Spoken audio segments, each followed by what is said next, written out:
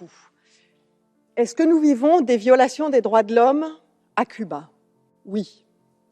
Est-ce qu'il y a un rétrécissement de l'espace de liberté d'expression à Cuba? Oui. Est-ce qu'il y a aujourd'hui des lois qui sont des lois liberticides à Cuba? Oui. Malheureusement, ce n'est pas le seul pays où nous vivons cette réalité. Et nous devons évidemment les condamner. Nous devons donner ce message au gouvernement cubain qu'il est nécessaire d'ouvrir les espaces de liberté. Et pour ce faire, nous avons besoin du dialogue entre l'Union européenne et Cuba, et non pas d'un isolement de Cuba par rapport à notre relation. Mais moi, ce qui m'étonne dans ce Parlement, c'est le double standard, le double langage. Et je vais comparer deux situations. Vietnam.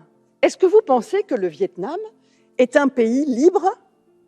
Le Vietnam n'est-il pas géré par un gouvernement communiste qui est un régime dictatorial?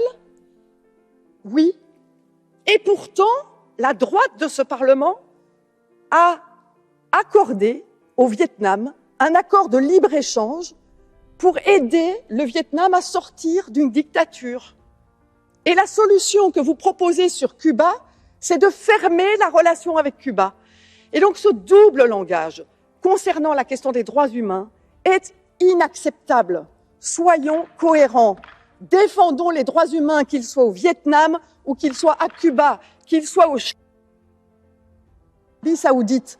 Les droits humains sont universels et ne dépendent pas du continent sur lequel vous êtes. Merci.